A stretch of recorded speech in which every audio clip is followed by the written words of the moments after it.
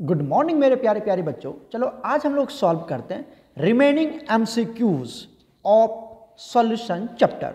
बच्चा कल हम लोगों ने प्रीवियस लेक्चर में हम लोगों ने 15 क्वेश्चन तक सॉल्व कर लिया था। Right now we will solve question number 16।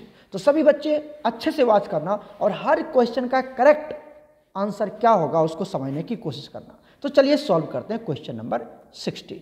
Question number 16 क्या कहता है, आइडेंटिफाई द लॉ। उस लॉ को आइडेंटिफाई करना है विच इज स्टेटेड एज, जो क्या कहता है, for any solution the vapour pressure of each volatile component is directly proportional to the mole fraction of that component. ये तो आपको पता ही है। वेपर प्रेशर की कहानी कौन कहता है? Vapour pressure is directly proportional to mole fraction, is directly proportional to mole fraction. किसने कहा था? बताओ ये किसने कहा था? ये कहा था रॉल्स ने। ये किसने कहा था? रॉल्स ने कहा था। अच्छा sir, partial pressure is directly proportional to mole fraction. अब ये किसने कहा था? ये किसने कहा था बताओ कि जो पार्शियल प्रेशर है वो directly proportional to mole fraction है। ये कहा था हेनरी ने। किसने कहा था? हेनरी ने कहा था। तो ये हेनरी लॉ है और ये रॉल्स लॉ। समझ में आया? दिस इज रॉल्स लॉ और this one is Henry law.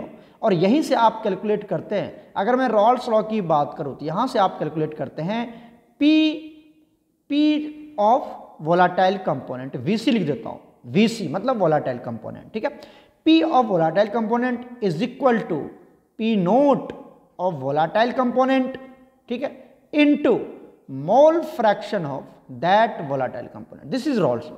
और हेनरी लॉ के अकॉर्डिंग यहां से निकालू तो partial pressure of that gas, ये गैस के लिए दिया था ना, तो partial pressure of gas is equal to के H, that is Henry constant, into mole fraction of that gas. Right, तो ये आ जाता है हेनरी लॉ। क्या क्लियर है? यहां तक क्लियर है? तो बच्चा आंसर तो मिल ही गया होगा आपको। Option B is correct, Raoult's law, है ना। तो वेपर प्रेशर और पार्शियल प्रेशर अच्छे से कंसेप्ट क्लियर करना, मैंने पूरा एक्सप्लेन करें यहां पर। चलते हैं नेक्स्ट क्वेश्चन पर।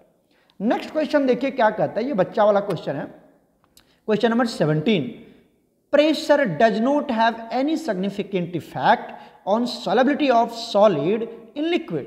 कहता है अगर आप एक सॉलिड को लिक्विड में डिसॉल्व करना चाह रहे हैं, सॉल्युबल करना चाह रहे हैं, तो प्रेशर का कोई इफेक्ट नहीं होता है वहां पर, वो डिसॉल्व नहीं कर पाता है। अगर आप सॉलिड को कहां पे डाल रहे हैं, पानी में डाल रहे हैं, तो प्रेशर का कोई मतलब नहीं है। ऐसा क्यों?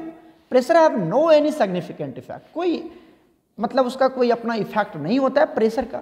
ठीक है, कब? जब एक सॉलिड को सॉल्युबल कर रहे हैं लिक्विड में। ऐसा क्यों होता है? क्योंकि सॉलिड और लिक्विड दोनों इनकम्प्रेसिबल। प्रेशर से क्या करते हैं? हम प्रेस करते हैं, उसको कंप्रेस करते हैं ना। बट आप सॉलिड को क्या कंप्रेस कर पाओगे? उसका इंटरमोलिकुलर स्पेस बहुत ही कम होता है, इंटरमोलिकुलर स्पेस बहुत कम होता है। लिक्विड भी इनकम्प्रेसिबल होता है, उसके बीच में भी थोड़ा बहुत हो जाता है, बट वो इनकम्प्रेसिबल ही लेते हैं।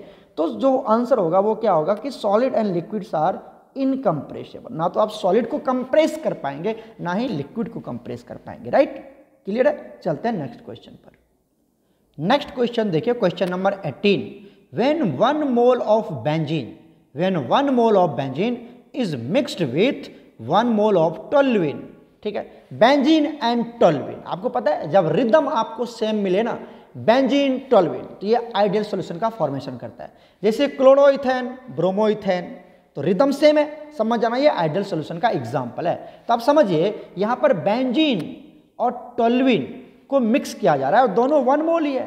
Right, the vapour pressure contains, the vapour will contain, क्या कंटेन करता है? द वेपर विल कंटेन, कहता है किसका क्या कंटेन करेगा, उस वेपर में क्या प्रेजेंट होगा बच्चा? Equal amount of benzene and toluene. क्या ये इक्वल अमाउंट में होगा?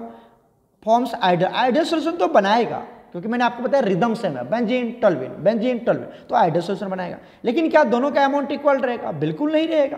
क्यों नहीं रहेगा? देखिए यहां पर मान लीजिए हमारे पास एक कंटेनर है, यहां पर क्या है? हमारे पास बेंजीन है, यहां पर क्या है? बेंजीन। और बेंजीन कितना है बताओ? बेंजीन है 12.8। जो बेंजीन का आपको वैल्यू भी दे रखा है, अगर आप गौर से देखेंगे तो वेपर जो आपको दे रखा है वो इतना किलो पास्कल दे रखा है बेंजीन का, 12.8 किलो पास्कल। ठीक है, किलो पास्कल में दे रखा है। और यहीं पर एक कंटेनर और है, राइट। इस कंटेनर में हमारे पास क्या है, टोल्यूइन है। क्या है, टोल्यूइन। टोल्यूइन का तो फॉर्मूला पता होगा ना, बेंजीन के ऊपर CH3। तो मारो ये स्ट्रक्चर अपन को नहीं बनाना है, ये CH3 है, टोल्यूइन, ठीक है। इसमें जो ये जो टोल्यूइन का जो वेपर है वो कितना है, 3.85 किलो पास्कल, राइट। अब आप समझिए बच्चा कि ये इसका वेपर है, ये क्या है इसका वेपर, इतना वेपर है यहाँ पर और इसका इतना वेपर्स है यहाँ पर, एम आई राइट। अब देखो जिसका वेपर ज़्यादा है मतलब वो ज़्यादा वोलाटाइल नेचर का होगा ना, वो ज़्यादा वेपर बनाने की कोशिश करता है तभी तो उसका ज़्यादा वेपर है। मतलब अगर बेंजीन का वेपर ज़्यादा है, इसका मतलब बेंजीन इज मोर वोलाटाइल, मतलब ये जल्दी जल्दी वेपर बना रहा है तभी तो ज़्यादा वेपर प्रेशर है। जिसकी वेपर ज़्यादा, समझ रहे हो, उसकी वेपर प्रेशर भी क्या होगा, ज़्यादा होगा। इसका मतलब ये वोलाटाइल ज़्यादा होगा, मतलब मोर वोलाटाइल होगा। ये क्या होगा, मोर वोलाटाइल। वोलाटाइल मतलब जो वेपर में कन्वर्ट हो जाए, मोर वोलाटाइल। अगर मैं इसकी बात करूं, इसकी वेपर कम है, और अगर इसकी वेपर कम है तो इसका मतलब इसकी वेपर प्रेशर भी क्या होगी, कम होगी टोल्यूइन के केस में। इसका मतलब ये लेस वोलाटाइल है तभी तो कम वेपर प्रेशर बनाया, लेस वेपर बना रहा है, तो लेस वोलाटाइल है। क्या है, लेस वोलाटाइल, ठीक है। अब आप देखिए अगर ये दोनों को मिक्स किया जाएगा, आपस में क्या किया गया, मिक्स किया, कहता है ना मिक्स इज मिक्स्ड, तो किसका अमाउंट ज्यादा रहेगा, ये बच्चा वाला क्वेश्चन है, किसका अमाउंट ज्यादा रहेगा बच्चा। ये 3.85 किलो पास्कल ही है और ये आपका 12 पॉइंट, जिसका वेपर ज्यादा रहेगा उसी का अमाउंट ज्यादा रहेगा। ये बताओ, ये बच्चा वाला पार्ट है कि नहीं है, किसका अमाउंट ज्यादा रहेगा, कौन ज्यादा वेपर उस वहां पर वेपर फॉर्म में अवेलेबल होगा। बच्चा ये 3.85 किलो पास्कल है, ये 12.8 किलो पास्कल है, तो बताओ 12.8 किलो पास्कल है, तो किसकी अमाउंट ज्यादा रहेगा, वेपर फेज में कौन रहेगा, तो बेंजीन ही रहेगा ना, जिसका अमाउंट ज्यादा है वही ज्यादा रहेगा। कितना बच्चा वाला, तो हायर परसेंटेज ऑफ बेंजीन हो जाएगा इसका आंसर, कि ये वहां पर ज्यादा परसेंट में रहेगा। कौन रहेगा, बेंजीन, क्योंकि ये मोर वोलाटाइल है, ज्यादा ये वेपर बनाएगा, ज्यादा इसका अमाउंट ज्यादा बन जाएगा वहां पर। समझ रहे हो हमारी बात, ये ज्यादा वेपर्स के फॉर्म में वहां पर अवेलेबल होगा, जबकि ये है ही नहीं ज्यादा वेपर, क्योंकि ये लेस वोलाटाइल है। क्लियर है, क्लियर है। चलते हैं नेक्स्ट क्वेश्चन पर। नेक्स्ट क्वेश्चन देखिए, क्वेश्चन नंबर 19, ये अच्छा ही क्वेश्चन है। Define ideal solution and right one of its characteristics, ठीक है, एक कैरेक्टरिस्टिक्स लिखना आइडियल सॉल्यूशन का, या फिर ऐसे पूछ सकता है define ideal solution, define an ideal solution, ऐसे भी कुछ भी क्वेश्चन पूछ लेगा एक नंबर में। तो आइडियल सॉल्यूशन क्या होता है आपको पता है ना, आइडियल सॉल्यूशन क्या होता है, जहां पर A B interaction equal to क्या हो जाता है, A interaction is equal to B interaction, या फिर ए बी को अगर आपको नहीं लिखना है तो ऐसे लिख दीजिए, जहां पर solvent interaction is equal to solute interaction is equal to solvent interaction. और सॉल्यूट को अपन क्या मान लिया, ए, और सॉल्वेंट को क्या मान लिया अपन, बी, तो ए बी इंटरेक्शन। सॉल्यूट मतलब ए इंटरेक्शन, सॉल्वेंट मतलब बी इंटरेक्शन, ये सब इंटरेक्शन इक्वल हो जाता है, आइडियल कहलाता है सर। एक कैरेक्टरिस्टिक्स लिखना है, या फिर आप ऐसे भी लिख सकते हैं दो solution which follow Rawls law, बच्चा वाला कहानी है, विच फॉलोज रॉल्स लॉ। एक कैरेक्टरिस्टिक्स लिखे, तो बहुत सारा कैरेक्टरिस्टिक्स आपने पढ़ा होगा। सबसे पहले आपने क्या पढ़ा है कि डेल्टा वी मिक्सिंग की वैल्यू क्या हो जाता है, 0। एक लिख दो, मैं पूरा लिख देता हूं, आप बहुत भी एक लिख के आ जाना, क्योंकि एक ही नंबर का ज्यादा डेप्थ में जाने की क्या जरूरत है। तो delta V mixing equal to 0। Next क्या होता है, delta H mixing equal to 0। Next क्या लिख सकते हैं आप, delta S entropy mixing is greater than 0, मतलब ये पॉजिटिव होता है, क्या होता है, पॉजिटिव होता है, दैट इज पॉजिटिव, ठीक है, दैट इज पॉजिटिव। दूसरा आप लिख सकते हैं डेल्टा जी मिक्सिंग, ये क्या होता है, लेस देन 0, मतलब ये निगेटिव होता है सर, ये क्या होता है, निगेटिव होता है। तो ये 4 पॉइंट्स आपको लर्न होना चाहिए आइडियल के केस में। क्लियर है, यहां तक क्लियर है, ये आइडियल का प्रॉपर्टीज है, कैरेक्टरिस्टिक्स है, तो इसे लिख देना। क्लियर हो गया ना, बहुत अच्छे से आप कर पाएंगे, इसमें कोई भी प्रॉब्लम नहीं है। ये बच्चा वाला क्वेश्चन है, देखो यहाँ पे लिखा हुआ भी है कि for binary solution A B type का जो सॉल्यूट सॉल्वेंट है, तो solute solvent interaction are nearly equal to the solute solute interaction, B मतलब सॉल्वेंट सॉल्वेंट इंटरेक्शन। कर लोगे ना अच्छे से? चलते हैं नेक्स्ट पार्ट पर। नेक्स्ट क्वेश्चन देखिए, question number 20, some liquids on mixing, कुछ लिक्विड को अगर आप मिक्स कर देते हैं तो वो एजोट्रॉप्स बना लेता है, ठीक है। तो कहता है वाटर एजोट्रॉप्स, एजोट्रॉप्स क्या होता है और करके भी आपसे पूछ सकता है। क्या पूछ सकता है? डिफाइन द टर्म एजोट्रॉप्स, ऐसे ऐसे पूछ लेगा आपसे 1 मार्क्स में, ठीक है। हम ऑब्जेक्टिव टाइप के क्वेश्चन डिस्कस करें। तो एजोट्रॉप्स क्या होता है बताओ? ये एक बाइनरी सॉल्यूशन होता है। क्या होता है एजोट्रॉप्स? एजोट्रॉप्स की कहानी कर रहे हैं हम लोग। एजोट्रॉप्स, एजोट्रॉप्स क्या होता है बच्चा? ये बाइनरी सॉल्यूशन होता है। क्या होता है? Binary solution, binary solution of two liquids, of two liquids, दो लिक्विड्स का बाइनरी सॉल्यूशन होता है। यहां पे लिक्विड को मिक्स किया जाता है, दो लिक्विड को मिक्स किया जाता है। पहले ही बोल दिया गया था सम लिक्विड्स, देखो है ना, तो लिक्विड को मिक्स किया जाता है। दूसरी बात, जब आप इसको मिक्स करते हैं तो दोनों लिक्विड का बॉइलिंग पॉइंट तो अलग अलग होगा ना, दोनों लिक्विड का बॉइलिंग पॉइंट क्या होगा? अलग अलग होगा। लेकिन जब ये एजोट्रॉप्स बन जाता है देन उस सॉल्यूशन का जो बॉइलिंग पॉइंट हो जाता है कांस्टेंट हो जाता है। इसलिए इसको बोला जाता है कांस्टेंट बॉइलिंग पॉइंट एजोट्रॉप्स। क्या बोला जाता है? Constant boiling point azeotropes. क्यों? क्योंकि देखो जैसे लिक्विड ए है, लिक्विड ए और लिक्विड बी, ठीक है, ये लिक्विड ए हो गया और ये लिक्विड बी हो गया, राइट। ये लिक्विड ए और ये लिक्विड बी। अब मान लो इसकी बॉइलिंग पॉइंट है, इसकी बॉइलिंग पॉइंट है 100 डिग्री सेल्सियस। क्या होता है सर? वाटर ही मान लो ना, इसको वाटर मान लो, ये लिक्विड ए आपका वाटर है। और यहां पर हम कोई भी लिक्विड ले लेते हैं, मान लो कुछ भी ले लिया, अल्कोहल ही ले लिया, अल्कोहल ही ले लिया, ठीक है। तो अल्कोहल की बॉइलिंग पॉइंट मान लेते हैं 80 डिग्री, मान लेते हैं, एग्जैक्ट वैल्यू हमें याद नहीं है, ठीक है। जब इस दोनों को मिक्स करेंगे तो ये इसकी बॉइलिंग पॉइंट 100, इसकी बॉइलिंग पॉइंट 80। जब इस दोनों को मिक्स करोगे तो इसकी बॉइलिंग पॉइंट, अब ये क्या बना लेगा? एक सॉल्यूशन बना लेगा। और इसकी बॉइलिंग पॉइंट कितना हो जाएगा? एक कांस्टेंट हो जाएगा। मतलब क्या हो जाएगा? ये मान लो, मान लेते हैं एग्जैक्ट नहीं, मान लेते हैं एग्जैक्ट वैल्यू आप याद करना।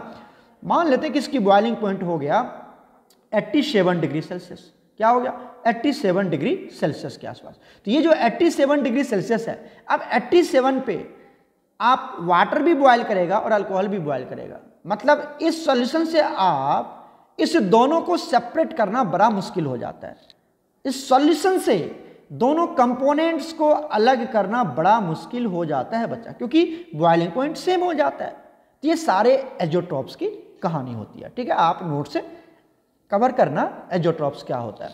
उसके बाद ये एजोट्रॉप्स दो तरह के होते हैं। कितने तरह के होते हैं? दो तरह के टाइप्स ऑफ एजोट्रॉप। पहला होता है मैक्सिमम बॉइलिंग पॉइंट एजोट्रॉप्स, राइट। दूसरा होता है मिनिमम बॉइलिंग पॉइंट एजोट्रॉप्स। सर एक ही नंबर का है? बिल्कुल एक ही नंबर का है, लेकिन आपको 2 नंबर तक लर्न करके जाना है, क्योंकि ऐसा थोड़ी कि एक ही नंबर में आएगा, ये 2 नंबर में भी आ सकता है, 3 नंबर तक पूछ सकता है आपसे, 3 नंबर तक पूछ सकता है, ठीक है। तो पूरा कवर करना है आपको। तो मैक्सिमम बॉइलिंग पॉइंट एजोट्रॉप्स किसको बोलेंगे? जिसकी boiling point both the liquid, both the component, जो आपने 2 को मिक्स किए थे लिक्विड से, उससे उस सॉल्यूशन की बॉइलिंग पॉइंट ज्यादा होगी, उसको बोलते हैं। जैसे लिक्विड ए था, बताओ लिक्विड ए, ठीक है, और ये लिक्विड बी था, इसकी बॉइलिंग पॉइंट था 100 डिग्री और ये 80 डिग्री। तो यहाँ पर एक केस ले लेते हैं हम, ये एग्जैक्ट वैल्यू नहीं है, इसका मान लो बॉइलिंग पॉइंट हो गया 70 डिग्री मान लो। तो आप क्या देख रहे हैं कि जो सॉल्यूशन की बॉइलिंग पॉइंट है, जो सॉल्यूशन की बॉइलिंग पॉइंट है, उसकी बॉइलिंग पॉइंट इस दोनों लिक्विड से कम है। एक का 100 था, एक का 80 था, जबकि इसका 70 हो गया, तो दोनों से कम है। इसको बोलेंगे मिनिमम बॉइलिंग पॉइंट एजोट्रॉप्स, इसको बोलेंगे मिनिमम बॉइलिंग पॉइंट एजोट्रॉप्स। और अगर मान लो यहीं पर इसका आ गया 110 डिग्री सेल्सियस, ठीक है, मान लो एग्जैक्ट वैल्यू नहीं है, मैं बार बार समझा रहा हूं, 110। अब क्या देख रहे हैं कि वाटर का था 100, अल्कोहल का है 80 और ये सॉल्यूशन का हो गया 110, मतलब दोनों से ज्यादा हो गया। इसको बोलेंगे मैक्सिमम बॉइलिंग पॉइंट एजोट्रॉप्स। क्लियर है? डिफाइन कर लोगे? अच्छा, अब इसका एक एक एग्जांपल भी देना है आपको, मैं 3 नंबर के अकॉर्डिंग समझा रहा हूं। मैक्सिमम बॉइलिंग पॉइंट एजोट्रॉप्स का एग्जांपल क्या देंगे? जैसे आप नाइट्रिक एसिड ले लो, HNO3 प्लस वाटर, ठीक है, और ये इसका जो कंपोजिशन होता है ना, एक फिक्स रेशियो में लेना होता है बच्चा। ऐसे नहीं कि कोई भी नाइट्रिक एसिड कितना भी ले लिया और कितना भी पानी ले लिया मिला देंगे तो जो, ऐसा नहीं बनता है, एक फिक्स रेशियो में लेना पड़ता है। मतलब ये जो आपका HNO3 है, ये आपको लेना पड़ेगा 68% बाय मास, तो ये कितना बच गया, 100 में से माइनस कर दो, ये आ जाएगा आपका 32% बाय मास, मतलब 68 ग्राम नाइट्रिक एसिड और 32 ग्राम वाटर लेना पड़ेगा, तब ये एजोट्रॉप्स बनेगा और उसका नाम बनेगा मैक्सिमम बॉइलिंग पॉइंट एजोट्रॉप्स। इसका बॉइलिंग पॉइंट हमें याद नहीं है, आप याद भी कर सकते हो या इतना भी लिख के आ सकते हो। नेक्स्ट, अगर आपको दिया हुआ है मिनिमम बॉइलिंग पॉइंट एजोट्रॉप्स का एग्जांपल, तो इसमें आप क्या ले सकते हैं, ethanol, ethanol plus water, ethanol plus water, water को फिक्स रखो क्योंकि इसका बॉइलिंग पॉइंट आपको इजी से याद हो जाएगा 100 डिग्री सेल्सियस, इसका भी बॉइलिंग पॉइंट 100 डिग्री, तो एक वाटर जरूर रखना, वाटर जरूर रखना, ये इजी हो जाएगा आपको लर्न करने के लिए, है ना। तो ये वाटर ले लिया। इथेनॉल कितना लेंगे सर, इथेनॉल ले लेते हैं हम 95.5% बाय मास, बाय मास, ठीक है। तो 95.5 मतलब इतना ग्राम आपने इथेनॉल लेना है, और ये कितना बच गया बताओ, ये बच गया आपका 4.5% मतलब बाय मास, तो ये ग्राम में लोगे तो ग्राम 4.5 ग्राम वाटर ले लो। और बॉइलिंग पॉइंट पता है, इथेनॉल का बॉइलिंग पॉइंट हमें याद नहीं है, आप नोट से कवर कर लें, ठीक है बच्चा। ये समझ में आया, इतना तक लिख दोगे ना बच्चा, 2-3 तो एकदम पूरे अच्छे से आ जाएंगे, कोई दिक्कत नहीं है। क्लियर है, चलते हैं नेक्स्ट क्वेश्चन पर बच्चा, देख लो यहां तक आपको लर्न होना चाहिए। यहां पर 1 नंबर में आया है, लेकिन आपको पूरे अच्छे से लर्न होना चाहिए एजोट्रॉप्स। चलते हैं नेक्स्ट क्वेश्चन पर। नेक्स्ट क्वेश्चन देखिए 21, which of the amongst following aqueous solution of electrolyte will have minimum elevation in boiling point, choose the correct minimum boiling point। देखो इसको जो सॉल्व करते हैं क्या कहता है, minimum boiling point, elevation in boiling point, ठीक है। तो डेल्टा टीबी निकालना आपको, ये क्या होता है, I इंटू के बी इंटू मोलालिटी, है ना, स्मॉल m, तो ये होता है, मतलब जो डेल्टा टीबी है वो किस पे डिपेंड करेगा, वेंटो फैक्टर पे डिपेंड करेगा। अब आप देखिए यहाँ पर क्या दिया हुआ है, 0.05 मोलर NaCl, है ना। तो NaCl को ब्रेक करो तो क्या देगा, NaCl को जब आप ब्रेक करोगे तो ये क्या देगा बताओ, ये देगा आपको Na प्लस Cl माइनस। अब देखिए ध्यान से, यहाँ पर 1 मोल से कितना बना, ये 2 मोल बन गया, है ना। टोटल वेंटो फैक्टर का वैल्यू कितना है 1, इसको काउंट कर लेंगे, कितना आ गया, 2 आयंस आ गए, तो ये 2 मोल हो गया, ठीक है, ये आ गया 2 मोल्स, ठीक है। तो 1 मोल से बना 2 मोल, तो 0.05 मोल से कितना बनेगा, ठीक है, 1 से कितना बना 2, तो 0.05 से कितना बनेगा, इसको 2 से मल्टीप्लाई कर देंगे, तो 2 इंटू 0.05, ये कितना आ जाएगा 0.1, तो ये कितना आया, वेंटो फैक्टर का वैल्यू आ गया 0. I का वैल्यू आ गया 0.1। क्लियर है, किसके लिए, NaCl, किसके लिए, NaCl के लिए। क्लियर है, उसी तरह से निकाल लो, मैं यहीं पे निकाल दूं क्या, चलो इधर भी निकाल लेते हैं। यहाँ पे देखो KCl है, तो KCl जब तोड़ोगे तो क्या देगा, K प्लस Cl माइनस, तो 1 से 1 और 2 बन गए, है ना। ये है कितना 0.1 है, ये कितना है 0.1 मोलर है।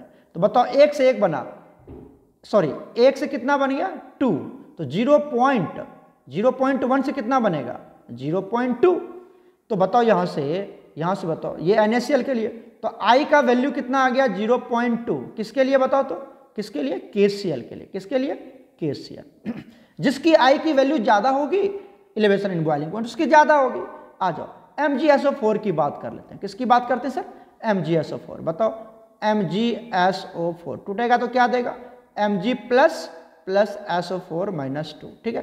तो 1 से कितना बन गया 2 बन गया, पता चला आपको, 1 से कितना बन गया 2, ये भी 1 से 2 बन रहा है तो 0.1 है, तो इसके लिए भी I का वैल्यू कितना होगा 0.2 होगा, किसके लिए, MgSO4 के लिए, किसके लिए, MgSO4। कर लोगे ना, उसी तरह से यहाँ पे देखिए किस क्या बात करता है, NaCl, तो ये भी 1 मोलर है तो ये 2 ही बनाएगा। तो बताओ I के लिए, I का वैल्यू क्या हो जाएगा 2, किसके लिए, NaCl के लिए, किसके लिए, NaCl के लिए, NaCl के लिए। यहाँ पे समझ में आया, क्लियर है, ठीक है। तो ये NaCl के लिए कितना वैल्यू आ गया देख लो, NaCl के लिए आ गया 2, MgSO4 के लिए आ गया 0.2, KCl के लिए आ गया 0.2 और NaCl के लिए आ गया 0.1, ठीक है। NaCl 2 है वहां पर, एक है 0.05 पहला केस में, है ना, और दूसरा केस में 1 मोलर। तो बताओ कहता है मिनिमम बॉइलिंग पॉइंट, तो जिसकी I की वैल्यू कम होगी उसी का ना होगा, कम किसके लिए बताओ, यही ना है जी, कम ये 0.1, यही ना कम है जी, 0.1 दिखा कि नहीं दिखा बताओ, ये कम है। तो मतलब option 1 is correct, option 1 is correct. पता चला आपको 1 के लिए आई का वैल्यू सबसे कम है। आई कैलकुलेट कर लोगे ना, ब्रेक करना है, आयन से निकालना है, आराम से निकाल लोगे, तो ऑप्शन 1 हो जाएगा करेक्ट। क्लियर है, कर लोगे। चलते हैं नेक्स्ट क्वेश्चन पर। क्वेश्चन नंबर 22 क्या कहता है, the mixture which shows positive deviation from Rawls law. Positive deviation मतलब क्या, ये तो नॉन आइडियल सोल्यूशन का केस है। नॉन आइडियल ही ना पॉजिटिव और नेगेटिव शो करता है जी। तो देखो अगर आपको दिया हुआ बेंजीन एंड टोल्यूइन, देखो रिदम सेम है क्या, बेंजीन एंड टोल्यूइन, तो ये क्या बनेगा बताओ, आइडियल बनाएगा। क्या बनाएगा, ये आइडियल सोल्यूशन है, रिदम सेम हो गया, तो इसकी तो कहानी छोड़ दो। ठीक है, उसके बाद देखो और यहाँ पे दिया हुआ है क्लोरोइथेन ब्रोमोइथेन, तो रिदम सेम है ना, रिदम सेम है कि नहीं, तो ये भी आइडियल सोल्यूशन है। अगर रिदम सेम हो गया तो आइडियल सोल्यूशन है। क्लियर हो गया यहाँ तक। अब देखिए नेक्स्ट पार्ट, नेक्स्ट आता है हमारे पास, सर अगर आ गया एसीटोन और क्लोरोफॉर्म, बी वाला ऑप्शन देखो, एसीटोन और क्लोरोफॉर्म, तो एसीटोन और क्लोरोफॉर्म जो है ये बना लेता है हाइड्रोजन बॉन्ड। क्या बना लेता है, हाइड्रोजन बॉन्ड। एसीटोन क्या होता है, आप तो पढ़े ऑर्गेनिक कीटोन में CH3, और क्लोरोफॉर्म क्या होता है CH, यहाँ पर Cl Cl Cl मतलब CH Cl3। ठीक है, तो इसके बीच में हाइड्रोजन बॉन्ड बन जाता है, इसके बीच में क्या बन जाता है, हाइड्रोजन बॉन्ड। तो इस हाइड्रोजन बॉन्ड की वजह से इसके बीच का जो फोर्स ऑफ अट्रैक्शन है वो ज़्यादा हो जाता है, ज़्यादा हो जाएगा, फोर्स ऑफ अट्रैक्शन ज़्यादा हो गया तो समझो क्या होगा, वेपर कम बनेगा। Force of attraction, force of attraction क्या है, ज़्यादा है, क्योंकि हाइड्रोजन बॉन्ड है, क्योंकि हाइड्रोजन बॉन्ड है, यहाँ पर हाइड्रोजन बॉन्ड हो गया। ठीक है, इसकी वजह से फोर्स ऑफ अट्रैक्शन ज़्यादा, फोर्स ऑफ अट्रैक्शन ज़्यादा है तो वेपर क्या बनेगा, कम बनेगा, तो वेपर प्रेशर भी क्या बनेगा, कम बनेगा। तो क्या शो करेगा, ये निगेटिव डेविएशन। क्या शो करेगा, जिसका वेपर प्रेशर कम आ जाएगा, अरे नीचे कम हो गया तो नीचे से ग्राफ जाएगा, तो निगेटिव डेविएशन शो करेगा। क्लियर है। अगर बात, अब बच कौन गया सर, बच कौन गया, अब तो पता चल ही गया, मैं क्या बताऊं, अब तो समझदार बच्चे हैं। क्या बचेगा, ethanol plus acetone, ethanol plus acetone. यहाँ पर हाइड्रोजन बॉन्ड नहीं बनता है, जिसकी वजह से फोर्स ऑफ अट्रैक्शन बहुत कम होता है, तो बहुत ज़्यादा वेपर बनाता है। फोर्स ऑफ अट्रैक्शन कम होगा तो वेपर ज़्यादा बनेगा, वेपर ज़्यादा बनेगा तो वेपर प्रेशर ज़्यादा बनेगा, वेपर प्रेशर ज़्यादा होगा तो वो आइडियल से ऊपर से ग्राफ बनाते हैं ना आप, ग्राफ ऊपर से मतलब पॉजिटिव डेविएशन शो करे। तो करेक्ट ऑप्शन क्या हो जाएगा, डी। क्लियर है। चलते हैं नेक्स्ट क्वेश्चन पर। नेक्स्ट क्वेश्चन देखो 23, बच्चा वाला क्वेश्चन है। For an ideal solution the correct option is, ideal solution अभी समझाया था आइडियल सोल्यूशन के लिए करेक्ट ऑप्शन क्या होगा, बताइए करेक्ट ऑप्शन क्या होगा। यहाँ पर आप देखिए डेल्टा H मिक्सिंग 0 होता है, बात तो बिल्कुल सही है किसी भी टेम्परेचर और प्रेशर पर। डेल्टा G की वैल्यू लेस देन होता है, जो कि यहाँ पर दिया हुआ नहीं, तो ये गलत है बी वाला। डेल्टा S क्या होता है, ग्रेटर देन 0 होता है, जो इक्वल टू दिया ये भी गलत है। Delta V is equal to 0 होता है मिक्सिंग, ये भी क्या है, नॉट इक्वल टू, तो ये भी गलत है। तो ऑप्शन ए इज करेक्ट। अभी तो लिखवाया था आइडियल सॉल्यूशन की सारी प्रॉपर्टीज। ठीक है, चलते हैं नेक्स्ट क्वेश्चन। नेक्स्ट क्वेश्चन देखो 24, the mixture that forms maximum boiling point azeotropes, maximum boiling point azeotropes. Maximum boiling point azeotropes या फिर मिनिमम बॉइलिंग पॉइंट एज़ोट्रॉप्स, ये तो नॉन आइडियल सॉल्यूशन की कहानी है ना। किसका है ये, नॉन आइडियल सॉल्यूशन। आइडियल तो कोई बिहेव ही नहीं करेगा बच्चा, आइडियल सॉल्यूशन में तो कोई बिहेवियर ही नहीं शो करेगा वो। तो बताओ यहाँ पर देखो, यहाँ पर दे रखा है आपको हेप्टेन ऑक्टेन, हेप्टेन ऑक्टेन क्या होगा, आइडियल, तो इसकी बात ही छोड़ दो, ये तो होगा ही नहीं। ठीक है, उसके बाद अभी समझाया था मैंने आपको मैक्सिमम बॉइलिंग पॉइंट एज़ोट्रॉप्स के केस में, मैक्सिमम बॉइलिंग पॉइंट देखो एक बार और समझा देता हूं। मैक्सिमम बॉइलिंग पॉइंट एज़ोट्रॉप्स, इसका मतलब क्या हो गया बताओ, मैक्सिमम बॉइलिंग पॉइंट है मतलब क्या होगा, निगेटिव। बॉइलिंग पॉइंट ज्यादा है, बॉइलिंग पॉइंट क्या है, ज्यादा है। अरे ये तो बोल रहा है बॉइलिंग पॉइंट क्या है, मैक्सिमम, तो बॉइलिंग पॉइंट ज्यादा है। अगर बॉइलिंग पॉइंट ज्यादा है तो बताओ वेपर क्या बनेगा, कम, तो वेपर प्रेशर क्या बनेगा, कम, वेपर प्रेशर कम बनेगा। क्लियर है यहाँ तक, क्लियर है। वेपर प्रेशर कम बनेगा तो मतलब ये क्या होगा, निगेटिव डेविएशन शो करेगा। क्या होगा, निगेटिव डेविएशन शो करेगा, ये निगेटिव डेविएशन शो करेगा। समझ में आया, समझ में आया। और अभी मैंने आपको बताया था कि निगेटिव डेविएशन कौन शो करेगा, याद है आपको, negative deviation water and nitric acid show करता है, क्योंकि यहाँ पर हाइड्रोजन बॉन्ड है, स्ट्रॉन्ग हाइड्रोजन बॉन्ड बनता है। अब कोई बच्चा बोलेगा सर इथेनॉल और वाटर में भी तो हाइड्रोजन बॉन्ड बनेगा, बिल्कुल बनेगा, लेकिन उतना ज़्यादा स्ट्रॉन्ग नहीं बनेगा जितना वाटर और नाइट्रिक एसिड में बनता है। क्लियर है। तो वाटर और नाइट्रिक एसिड में अभी तो समझाया था एज़ोट्रॉप्स, एजियोट्रॉप्स किसके बीच में, नाइट्रिक एसिड एंड वाटर के बीच में, समझाया था ना। तो यहाँ पर हाइड्रोजन बॉन्ड स्ट्रॉन्ग बनता है, जिसकी वजह से ये क्या होता है, मैक्सिमम बॉइलिंग पॉइंट मतलब नेगेटिव डेविएशन शो करता है। क्लियर है, कर लोगे यहाँ तक। चलते हैं नेक्स्ट क्वेश्चन पर।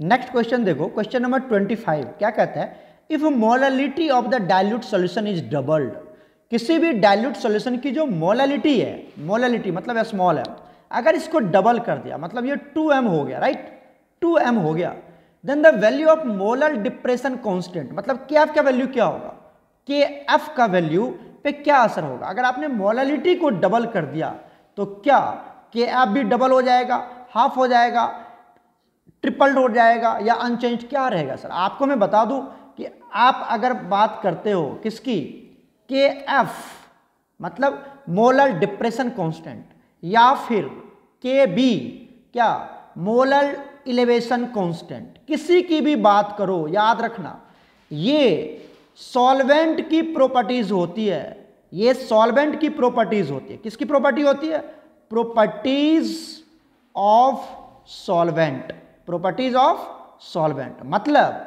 It will never depend, it will never depends, it will never depend upon the concentration term, upon the concentration term, concentration term मतलब समझ रहे हो ना, concentration term मतलब हो गया मोलरिटी, मोलालिटी, कुछ भी, उसके ऊपर ये कभी भी डिपेंड नहीं करेगा, कभी भी डिपेंड नहीं करेगा बच्चा, नेवर डिपेंड। तो आप मोलालिटी बढ़ा लो, घटा लो, कुछ भी कर लो, उससे क्या फर्क पड़ता है। असर इसे किस पे डिपेंड करेगा, तो एक बात और समझिए, it will only depend upon nature of solvent, nature of solvent पे डिपेंड करता है, it will only depends upon nature of solvent. लिख देता हूं मैं, ये जो दोनों वैल्यू है only depends upon nature of solvent, nature of, क्योंकि ये सॉल्वेंट की प्रॉपर्टी है ना बच्चा, तो उसके नेचर पे डिपेंड करेगा, नेचर की सॉरी सॉल्वेंट की नेचर पे डिपेंड करेगा, क्योंकि ये सॉल्वेंट की प्रॉपर्टीज है। क्लियर है, अगर ये सॉल्वेंट की प्रॉपर्टी है तो सॉल्वेंट के नेचर पे डिपेंड करेगा, ये कंसंट्रेशन टर्म पे डिपेंड बिल्कुल नहीं करेगा। तो अभी तो KF आया है, कभी KB आ जाए तो वो भी कोई फर्क उसके ऊपर नहीं पड़ने वाला है, मोलालिटी कुछ भी चेंज कर लो, कोई फर्क पड़ने वाला नहीं। क्लियर है, यहाँ पर करेक्ट आंसर क्या होगा, याद रखना मैंने दोनों को एक साथ एक्सप्लेन करे हैं, ये ऑप्शन क्या हो जाएगा, C, that is unchange. Molality को कुछ भी कर लो, अगर KB भी आ गया ना, अगर आपको कहीं पर KB के बारे में पूछ दिया कि मोलालिटी डबल कर दिया, ट्रिपल कर दिया, हाफ कर दिया, कुछ भी कर दिया, तो KB पर क्या असर पड़ेगा, बोलेंगे अनचेंज्ड होगा, इसमें कोई असर नहीं पड़ता है, क्योंकि it is the property of solvent, it will only depends upon nature of solvent. Clear, चलते हैं नेक्स्ट क्वेश्चन पर। नेक्स्ट क्वेश्चन देखो 26, the van't Hoff factor I of the dilute aqueous solution of strong electrolyte barium hydroxide. अच्छा strong दे रखा है, क्या दे रखा है, barium hydroxide, BaOH all twice, this is barium hydroxide. अगर आप बेरियम हाइड्रोक्साइड को ब्रेक करोगे, अगर आप बेरियम हाइड्रोक्साइड को ब्रेक करोगे तो ये क्या देगा तुमको, ये देगा Ba+2 + 2OH-। तो स्ट्रॉन्ग है, जितना आयंस देगा वही उसका वेंटॉफ फैक्टर की वैल्यू हो जाएगी। देखो 1 मोल है, ये कुछ नहीं है तो 1 है, यहाँ पर क्या बना, ये भी 1 और ये कितना, ये तो 2 आ ही गया। तो टोटल कितने आयंस बने स्ट्रॉन्ग के केस में, वही वेंटॉफ फैक्टर की वैल्यू होता है। तो कितना बना 1 + 2 दैट इज 3, तो I का वैल्यू कितना हो जाएगा 3। स्ट्रॉन्ग इलेक्ट्रोलाइट्स के केस में, स्ट्रॉन्ग इलेक्ट्रोलाइट्स के केस में जितना आयंस वो देता है आपको आफ्टर डिसोसिएशन, वही आयंस को काउंट कर लो, वही हो जाता है वैल्यू ऑफ वेंटॉफ फैक्टर। तो यहाँ पर कितना हो जाएगा बच्चा, 3 हो जाएगा, क्योंकि 3 मिलेगा।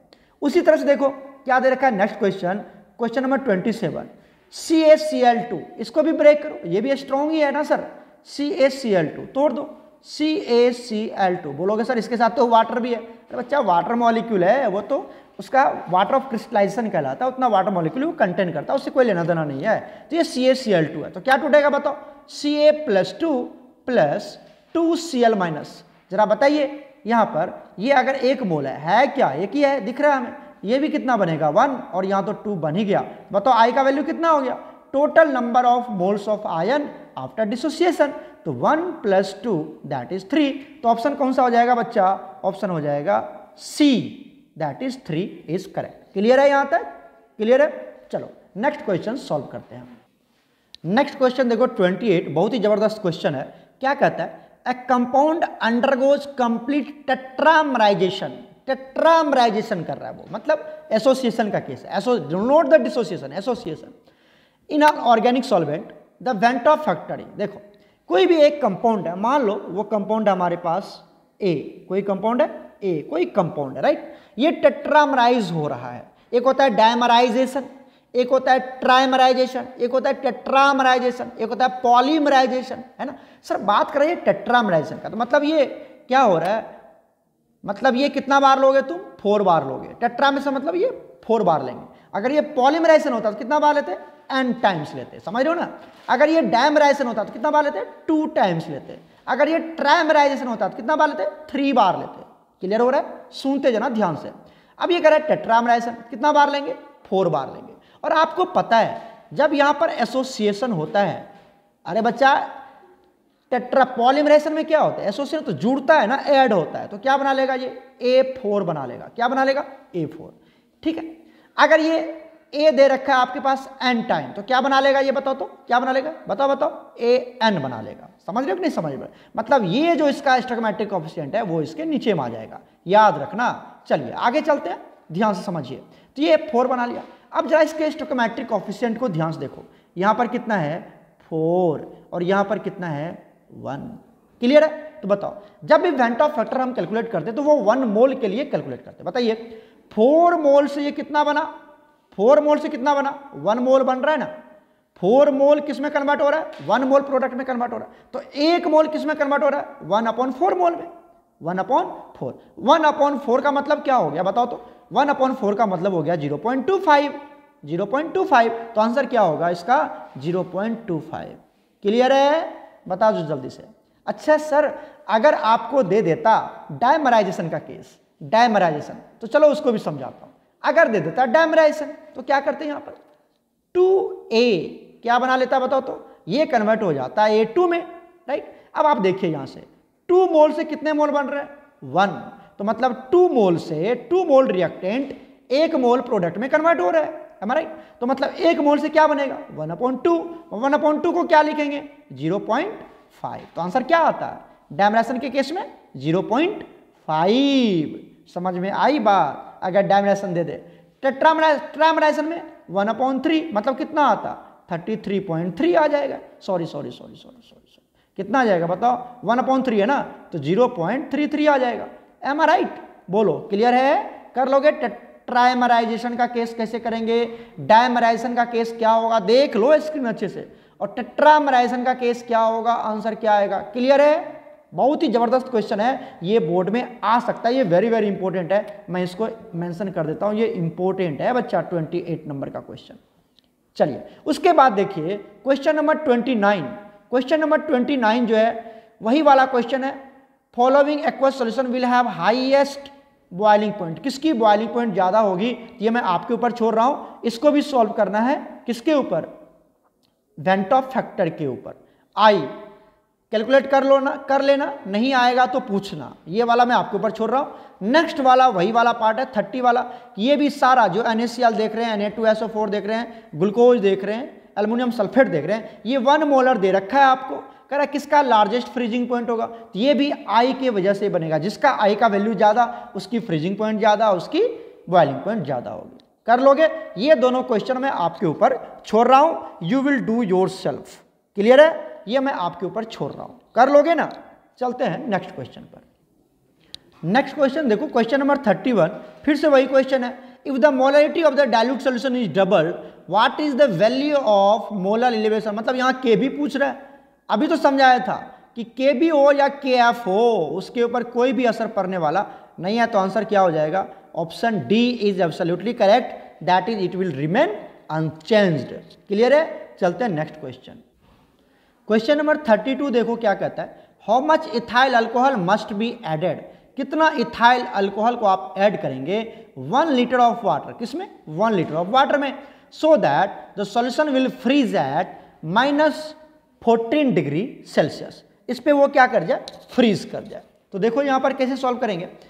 फ्रीज का कंसेप्ट है, मतलब ये फ्रीजिंग का कंसेप्ट है, तो क्या लिखेंगे, delta T F equal to K F into molality, ये ना फॉर्मूला होता है जी।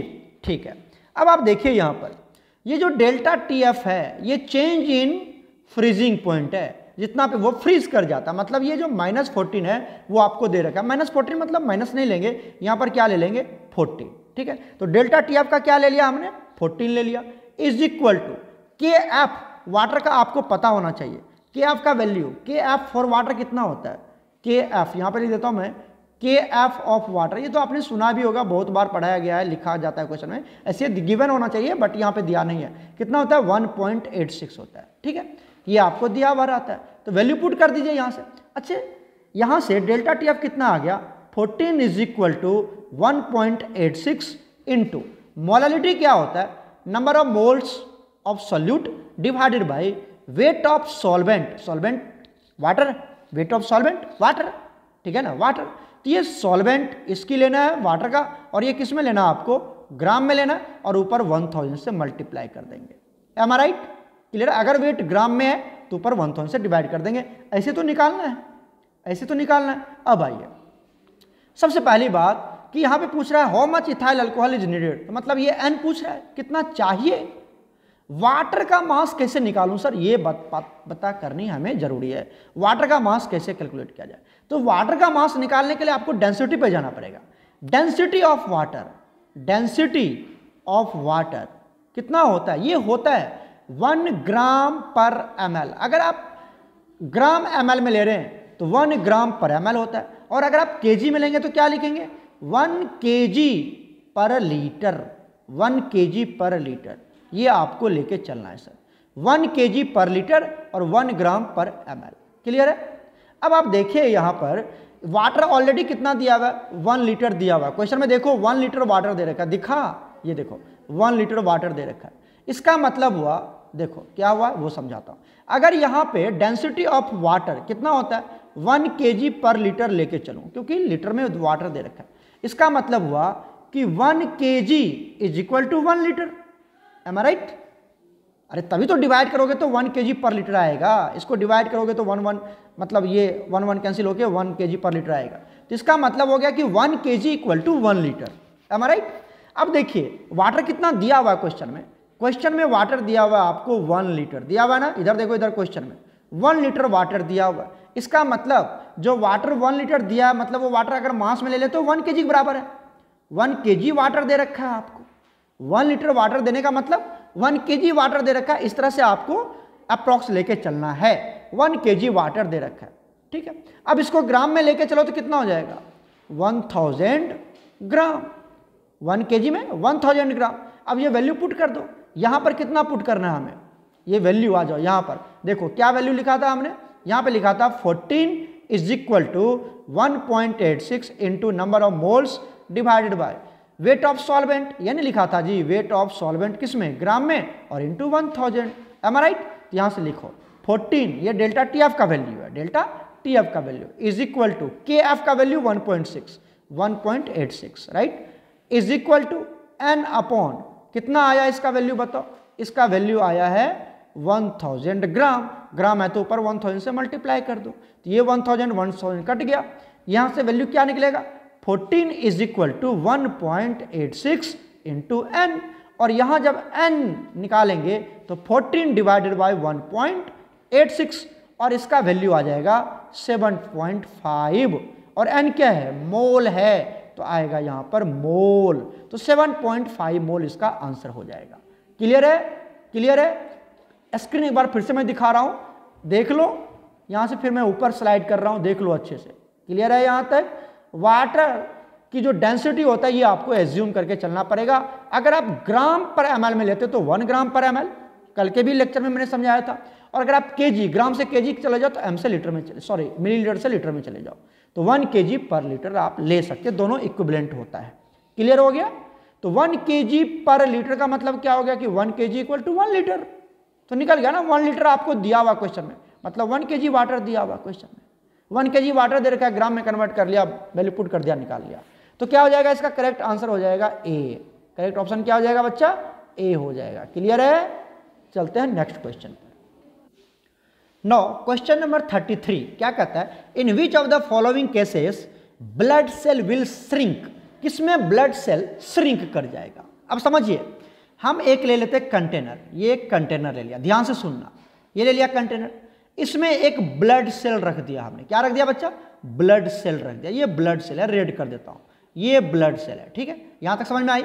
इसमें इसका जो ब्लड सेल के अंदर जो सॉल्ट होता है ना, याद रखना, ब्लड सेल के अंदर जो सॉल्ट होता है वो होता है 0.9 मास बाय वॉल्यूम, ये सॉल्ट होता है, ठीक है। मैं यहां पे लिख देता हूं 0.9, समझिए। और ये आपका सॉल्यूशन है, ये क्या है, इधर देखो, इधर इधर, ये आपका सॉल्यूशन है, ये आपका सॉल्यूशन है, वाटर वाला सॉल्यूशन है, ठीक है, वाटर वाला सॉल्यूशन। और इसमें हमने क्या भर दिया, ब्लड सेल को भर दिया। अब समझिए, अगर इस वाटर में जो सॉल्ट है वो भी अगर 0.9 आ जाए, 0.9, इस वाटर में ये जो सॉल्यूशन है इसमें अगर 0.9 सॉल्ट है और ब्लड सेल में भी 0.9, तो इसको बोलेंगे आइसोटोनिक सॉल्यूशन। क्या बोलेंगे, आइसोटोनिक सॉल्यूशन, क्योंकि दोनों में सॉल्ट की कंसंट्रेशन इक्वल है। क्लियर है? अब देखिए यहां पर क्या दे रखा है कि जो वाटर में है, कहता है कब वो श्रिंक करेगा, सॉरी, कहता है ब्लड सेल कब श्रिंक करेगा। श्रिंक करने के लिए आपको क्या करना पड़ेगा कि जो वाटर में कंसंट्रेशन है सॉल्ट का, जो वाटर में कंसंट्रेशन है, वाटर में जो सॉल्ट की कंसंट्रेशन है, यहां पर सॉल्ट को क्या करना पड़ेगा, ज्यादा करना पड़ेगा। सॉल्ट को क्या करना पड़ेगा, ज्यादा करना पड़ेगा। मतलब जो ब्लू कलर का वो सॉल्यूशन है, ध्यान से सुनना, ये सॉल्यूशन है, ठीक है। अगर इस सॉल्यूशन में सॉल्ट क्या है, सॉल्ट क्या है, ज्यादा है, सॉल्ट क्या है, ज्यादा। अगर सॉल्ट ज्यादा है तो बताओ वाटर क्या होगा, वाटर क्या होगा, कम होगा। अरे बच्चा, जब सॉल्ट ज्यादा है इसका मतलब वाटर कम है। जब वाटर कम है, कहाँ बताओ, सॉल्यूशन में वाटर कम है, और इसका मतलब सॉल्यूशन में वाटर कम है, मतलब यहां पर वाटर क्या है, कम है, और सॉल्ट क्या है, ज्यादा है। अब आ जाओ सॉल्ट की बात करते, सॉरी सेल की बात करते। सेल, ये जो रेड ब्लड सेल देख रहे हैं, सेल में जो सॉल्ट है, सॉल्ट में जो सेल है, सॉरी ये जो सेल है, इसमें वाटर क्या होगा, ज्यादा होगा। इसमें वाटर ज्यादा होगा क्योंकि यहां पर सॉल्ट 0.9 है, जबकि सॉल्यूशन में सॉल्ट का अमाउंट क्या है, मान लेते हैं यहां पर ये आपका 5 है, कितना है, 5 मोल, या कुछ भी मान लो, ठीक है। तो 5 है, मतलब सॉल्ट यहां पर ज्यादा है ना जी, ये 5 है, जबकि सेल में कितना है, सेल में 0.9 ही है।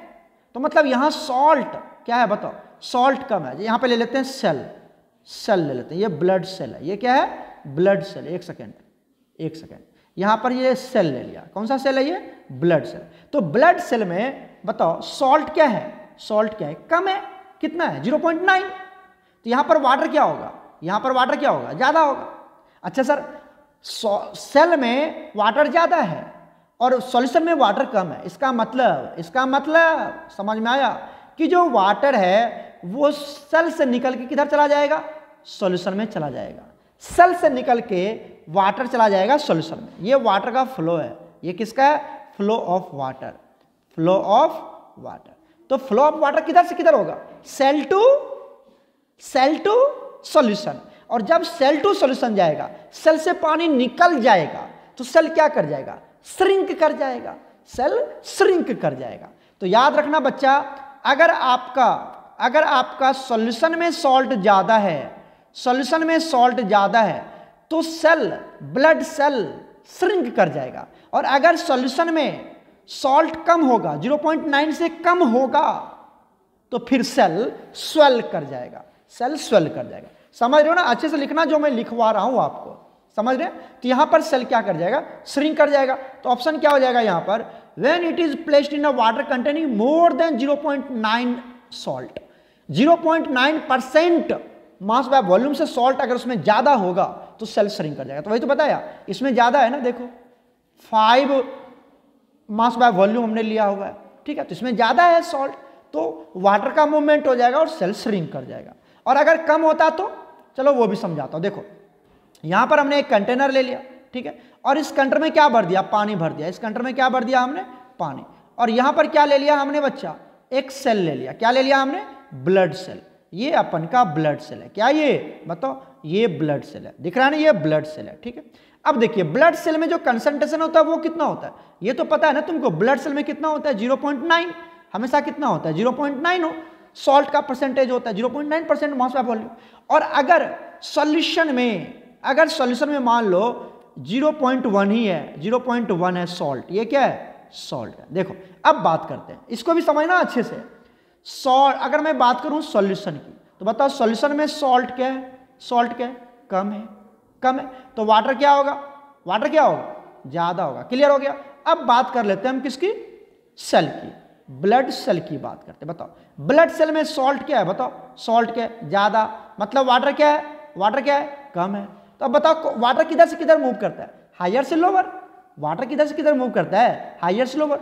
मतलब सॉल्यूशन में वाटर ज्यादा है और सेल में वाटर कम है, तो मतलब सॉल्यूशन से सेल में वाटर मूव कर जाएगा, सॉल्यूशन से सेल में वाटर मूव कर जाएगा।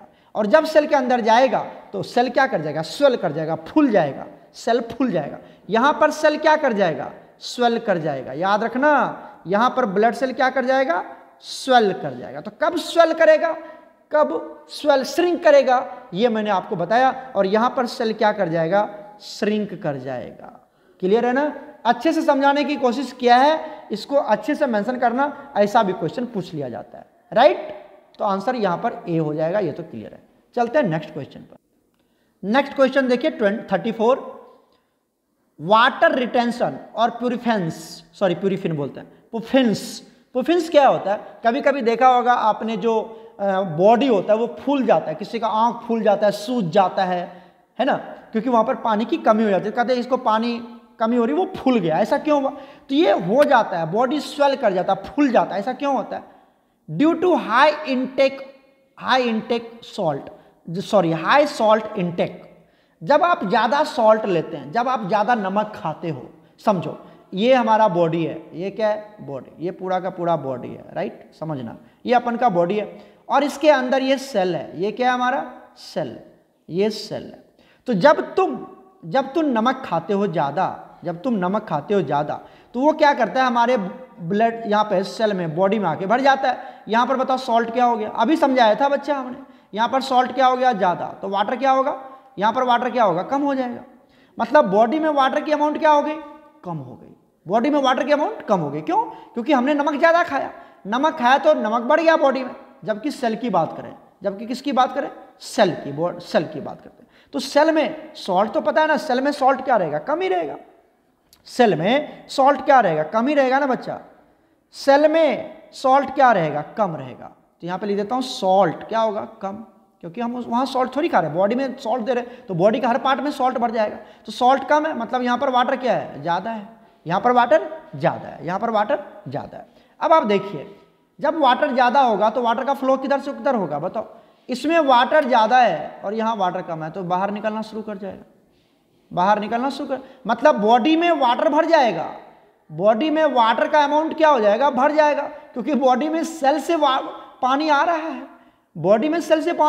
तो हमारा जो बॉडी है वो क्या कर जाएगा, स्वेल कर जाएगा, फूल जाएगा। और इसको बोलते हैं ऑस्मोसिस, ऑस्मोसिस क्या होता है, ऑस्मोसिस होता है फ्लो ऑफ सॉल्वेंट। क्या होता है ऑस्मोसिस, देखो ऑस्मोसिस क्या होता है, पढ़ा होगा आपने। ऑस्मोसिस होता है फ्लो ऑफ सॉल्वेंट फ्रॉम, किधर बताओ, flow of solvent from lower salt solution to, या सॉल्यूशन बोल दो, कंसंट्रेशन बोल दो, क्या बोल दो, lower salt concentration to higher salt concentration. जिधर सॉल्ट की कमी होगी उधर से, अगर सॉल्ट की कमी है तो पानी ज्यादा है ना, अरे बच्चा पानी ज्यादा है ना, सॉल्ट की कमी है मतलब पानी ज्यादा है। अब पानी जिधर ज्यादा होगा वो किधर मूव करेगा, जिधर पानी कम होगा, मतलब जिधर पानी कम होगा उधर मतलब सॉल्ट ज्यादा होगा, तभी तो पानी कम होगा। समझ में आई, दिस इज कॉल्ड ऑस्मोसिस, ठीक है। तो आंसर हो जाएगा सी।